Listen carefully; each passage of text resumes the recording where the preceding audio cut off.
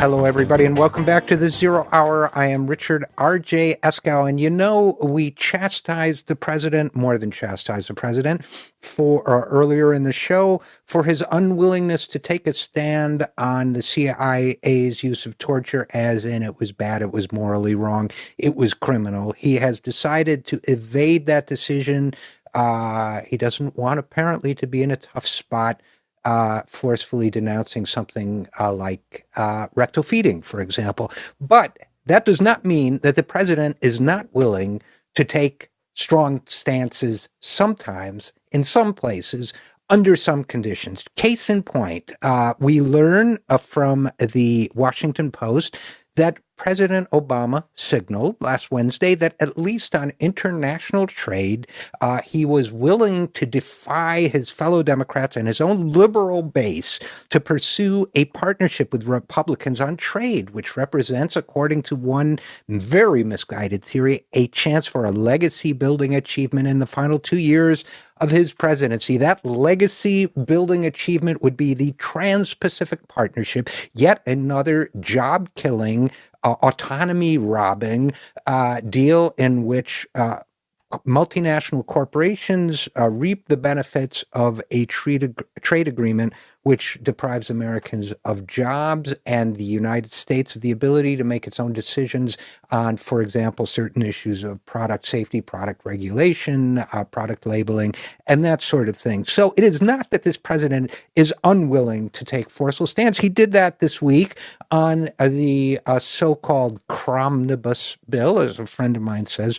Cronibus bill might be a better idea, because the Cronibus bill takes all sorts of liberties with past laws and our concept of democracy. Particularly, the president whipped this bill himself. That is to say, he made calls on Capitol Hill on behalf of the Cromnibus bill, which, among other things, did the following. It undid part of Dodd-Frank, the part of Dodd-Frank specifically which discouraged reckless derivative trading, as the bill which the president expressed his support of will now, if it goes through and becomes budget and law, which maybe by the time you hear this, will provide taxpayer-funded insurance coverage to the 5 biggest banks in America. It is a giveaway to the 5 biggest banks, allowing them to gamble on the same derivatives which brought down the economy in 2008, or nearly so.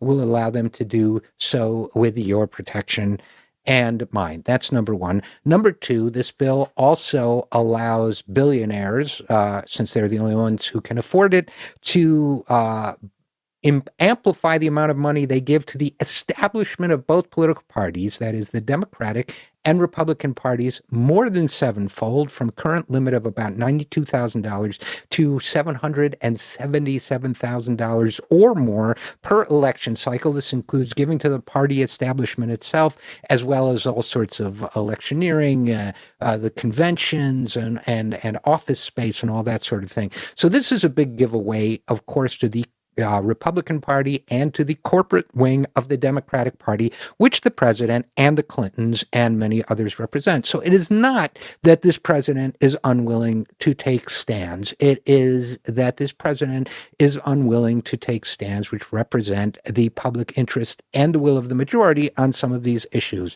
If it sounds like we're being harsh on the president, let us reflect for a moment on Obamacare, where the president's supporters continue to insist that it is the best bill we could have gotten. Now, Senator Tom Harkin, who is retiring and no longer has to cover his tracks, said very clearly this week that the Affordable Care Act could have been much stronger and, in fact, could have included some form of single payer. We had the votes in 2009, says Harkin. We had a huge majority in the House. We had 60 votes in the Senate. He says that the president, if he had been behind it, could have passed, quote, single payer right from the get-go, or at least put a public option in there, which would have simplified a lot. Of course, the president chose not to do so. So I would like perhaps to reflect as the events of the next few days unfold on the fact that we could have gotten an Affordable Care Act which did not rely on or benefit private insurance corporations.